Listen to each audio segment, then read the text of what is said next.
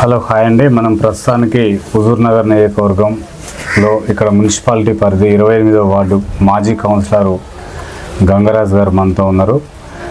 28వ వార్డుని అధికార పార్టీలో ఉన్నప్పుడు ఎలాంటి అభివృద్ధి కార్యక్రమాలు చేశారో అతన్ని అడిగి తెలుసుకునే ప్రయత్నం చేద్దాం. నమస్తే అండి. నమస్తే అండి. సార్, మీరు గత ప్రభుత్వంలో కౌన్సిలర్గా 28వ వార్డుని ఎంత మేరకు అభివృద్ధి కార్యక్రమాలు చేశారో, మీరు పార్టీ మారడానికి గల కారణాలు ఏంటి? ఓకే, నేను గత ప్రభుత్వంలో ఉన్నప్పుడు మా ఊరికి ఇంతకుముందు సీసీ రోడ్లు లేవు, కాలువలు లేవు, ప్లస్ వైకుంఠధామానికి చుట్టూరు ఏది లేదు, పడాబడిపోయినది.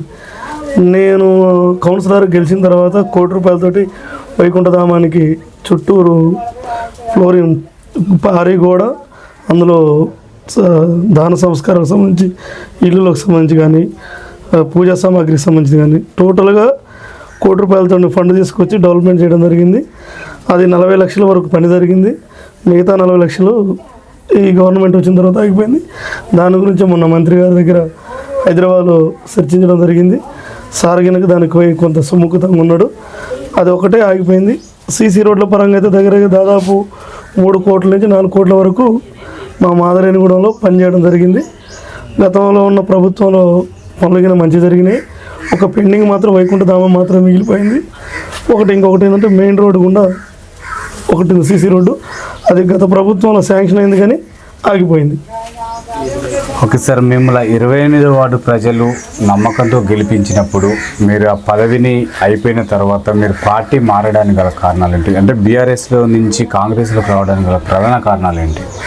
బీఆర్ఎస్లో నుంచి కాంగ్రెస్లోకి రావడానికి ఏంటంటే, ఇప్పుడు ఊరు అభివృద్ధి చెందాలంటే పార్టీ మారిన. ఎందుకు మారినంటే, జనాల పనులు కావాలన్నా, నేను పనులు చేయాలన్నా, పబ్లిక్ పని చేయాలన్నా కానీ ఖచ్చితంగా పార్టీ మారాలి. ఎక్కడైతే అభివృద్ధి సాధ్యమైంది అనుకుంటే కాంగ్రెస్లోనే అభివృద్ధి సాధ్యమైందని చెప్పి పార్టీ మారిన. ఓకే సార్, ఇప్పుడు కాంగ్రెస్ పార్టీలో నువ్వు జాయిన్ అయిన కాడి నుంచి ఉత్తమ్ కుమార్ రెడ్డి గారి ఆధ్వర్యంలో ఎలాంటి అభివృద్ధి కార్యక్రమాలు చేస్తున్నారు? ఒకటి, అంగన్వాడీ స్కూల్ బిల్డింగ్ శాంక్షన్ అయింది, అది వర్క్ స్టార్ట్ కాలేదు. దాని గురించి అప్రూవల్ అడిగిన సార్ని చేపిస్తాడు. సార్, మీరు 28వ వార్డు కౌన్సిలర్గా ఉన్నప్పుడు అప్పటి ప్రభుత్వం ప్రవేశపెట్టిన పథకాలు అనేకమైనవి ఉన్నాయి. అవి ఎంత మేరకు 28వ వార్డు ప్రజలకు అందినాయంటారు? 99.9% కంప్లీట్. ఊర్లో ఇంతకుముందు నేను గెలవకన్నా ముందు, నేను వచ్చిన తర్వాత పూర్తిగా డ్రైన్స్ కానీ, సీసీ రోడ్లు కానీ, ప్రతి గల్లీకి వెళ్ళిన సీసీ రోడ్డు ఉన్నది గత ప్రభుత్వం. ఓకే సార్, ఇప్పుడు మళ్ళీ మీరు అధికార పార్టీలోకి వచ్చారు సార్. ఇప్పుడున్న 6 గ్యారంటీలు ఇదే 28వ వార్డు ప్రజలకు ఏ విధంగా అందుతున్నాయి? ఈరోజు 6 గ్యారంటీలల్లో రేషన్ కార్డు పరంగా అయితే మంచిగా ఉన్నది. 2500 పెన్షన్ అనేది బాగా అందట్లేదని జనాలు ఇబ్బంది పడుతున్నారు. గ్యాస్తో ఒకటి ప్రాబ్లం ఉన్నది. ఒక 2-3 ఉన్నది జనాల్లో అనుకునే స్పందన ఇది. సార్, ఇక్కడ ప్రజా వాయిస్ తీసుకున్న తరుణంలో ప్రజలు అంటే రైతులు కూడా చాలా ఇబ్బంది పడుతున్నారు సార్. ఇక్కడ యూరియా సరైన సమయానికి అందట్లేదు. గత ప్రభుత్వం ఉన్నప్పుడు మాకు మంచిగా ఇచ్చారు, ఈ ప్రభుత్వంలో యూరియా కోసం మళ్ళీ చెప్పుల లైన్ కడుతున్నాం అంటున్నారు సార్. మరి ఆ సమస్యను ఎప్పుడు తీరుస్తారు రైతులకి? రైట్ సార్, రైతుల గురించి ఆల్రెడీ ఉత్తమ్ సారు అక్కడ హైదరాబాద్లో సీఎం గారితో మాట్లాడిండు. హుజూర్ నగర్లో అయితే కొంతమేర ప్రాబ్లం క్లియర్ చేస్తూనే ఉన్నాడు కానీ పూర్తి స్థాయిలో కావట్లేదు. దానిపైన సమీక్ష సమావేశం కనుక సార్ నిర్వహిస్తున్నాడు, చేస్తున్నాడు. ఓకే సార్, ఇక్కడ మాజీ ఎమ్మెల్యే సైదిరెడ్డి గారు ఓడిపోవడానికి గల కారణాలు ఏంటి? సైదిరెడ్డి గారు ఓడిపోవడానికి కారణాలు కొంతమేర 5 పార్టీ భూముల వల్ల, దానివల్ల కొంత జరిగిందనేది జనాల్లోనే మాలోడిగా తెలిసిన విషయం. ఓకే సార్, ఇప్పుడు బీజేపీలోకి వెళ్ళినని తెలుస్తుంది సార్. బీజేపీలో ఎంపీగా కూడా అప్పుడు పోటీ చేయడం జరిగింది. ఆ ప్రజలు ఎంత మేరకు ఆదరించారంటారు? ఇక జనాలు పార్టీ మారిననే వ్యతిరేకతతోటి జీర్ణించుకోలేకపోయారు.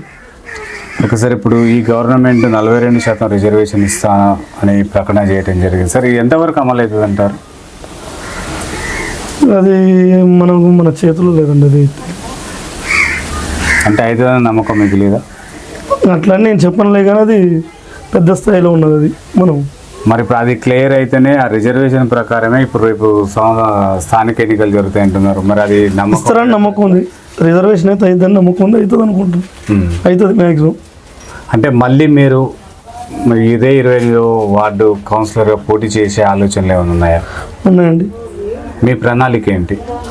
నా ప్రణాళిక ఊరి అభివృద్ధి నా ధ్యేయం. ఊరిని నేనంత వరకు ఎట్లయినా సరే డెవలప్మెంట్ చేయాలి. గత 40-100 ఏళ్ళ సిందింగినకి ఊరు డెవలప్మెంట్ లేదు. నేను వచ్చిన తర్వాత డెవలప్మెంట్ అయింది. మా ఊర్లో ఏ చిన్న పిల్లగానే చెప్తుంది. ఓకే సార్, ఇక్కడ మొత్తం కూడా ఈ హుజూర్ నగర్లో అంటే ఎదురులేని నాయకుడిగా కొనసాగిస్తున్న ఉత్తమ్ కుమార్ రెడ్డి గారు ముఖ్యమంత్రి కావాలని చెప్పేసి ఇక్కడ ఉన్న ప్రజలు ఆశిస్తున్నారు. అది ఎంత మటుకు నిజమవుతుంది అంటారా సార్? కళ అవుతుంది, ఖచ్చితంగా అవుతుందండి. నెక్స్ట్ రాబోయే 2 ఇయర్స్లో ఖచ్చితంగా సార్ సీఎం కాబోతుంది.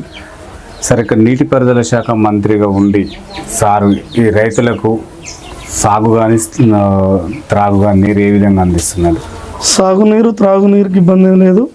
డెవలప్మెంట్ పరంగా నీటిపారుదల శాఖ మంత్రి ఉండి స్పీడ్వే ఒకటి మంచి చేయించండి కాలంలోకి. Development is very good.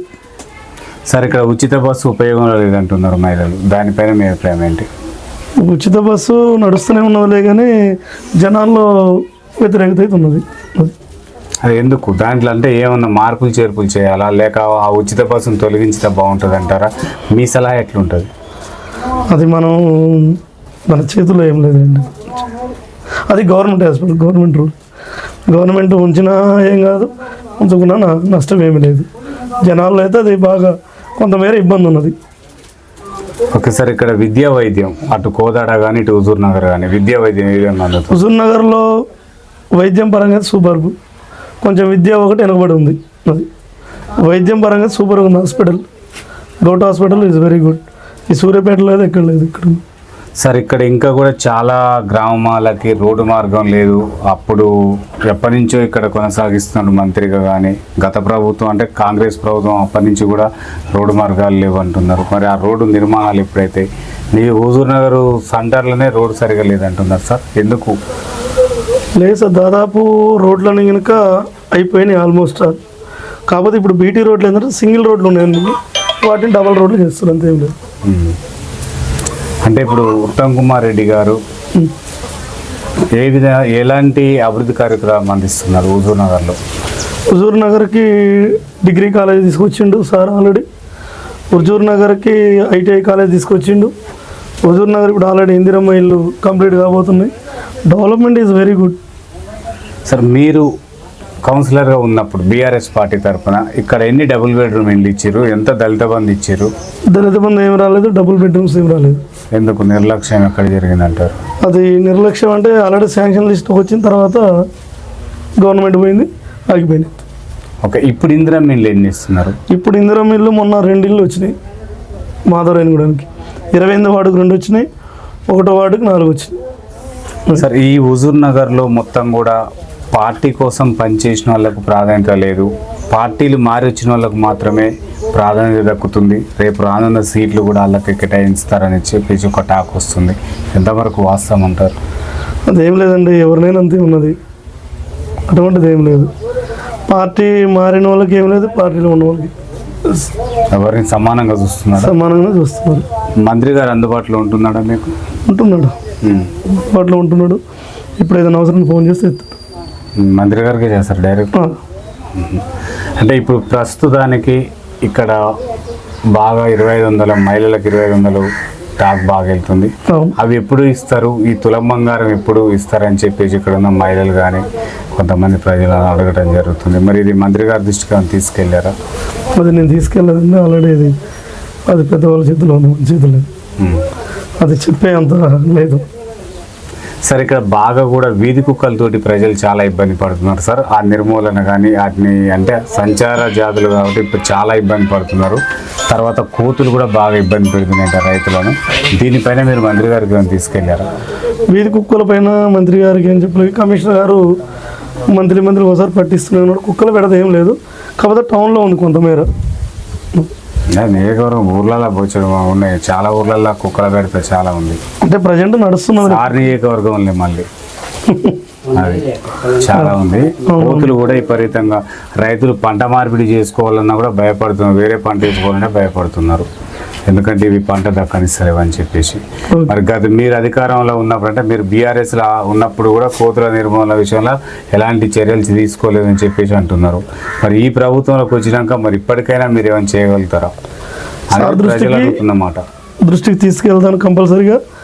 Sir తోటి పైన ఉన్న అధికారులతో మాట్లాడుతాను. ఇప్పుడు మీరు రానున్న అంటే గ్రామ పంచాయతీ ఎన్నికలను ఉద్దేశించి అంటే మున్సిపాలిటీ ఎన్నికలను ఉద్దేశించి మీ వార్డు ఓటర్లకు ఏం చెప్పదలుచుకున్నారు?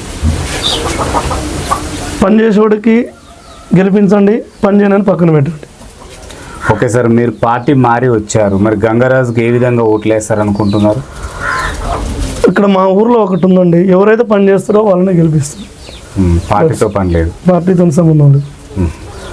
అంటే ఇప్పుడు ఫైనల్గా బాగా బెల్ట్ షాపులు కూడా విపరీతంగా ఉన్నాయి. లేవు, మా ఊర్లో మద్యం పని చేసే దగ్గర ఇక్కడ అంటే ఊర్లల్లో చాలా చోట్ల ఊర్లల్లో చాలా వరకు ఉన్నాయి. ఆ నిర్మూలన కోసం ఏం చేయాలి? తర్వాత ఇక్కడున్న ఓటర్లు కూడా ఎలాంటి నాయకుడిని ఎన్నుకోవాలి? ఇక్కడున్న ప్రజలకు మంచి చేసే నాయకుని మాత్రమే ప్రజలు ఎన్నుకోవాలి. ఎవరైతే ప్రజలకు పని చేస్తారో అటువంటి నాయకుని మాత్రం ఎన్నుకోవాలి. ఏం చెప్తారు ఓటర్లకు? ఏం చెప్తారు ఓటర్లకు? ఒకటే చెప్తున్నా అండి, ఎవరైతే అభివృద్ధిని చేస్తారో డెవలప్మెంట్ చేస్తారో ఆ వ్యక్తినే గెలిపించండి, అటువంటి నాయకుని ఎన్నుకోండి. కరెక్ట్. Thank you sir. చూస్తున్నానండి మీ తెలుగు టీవీ.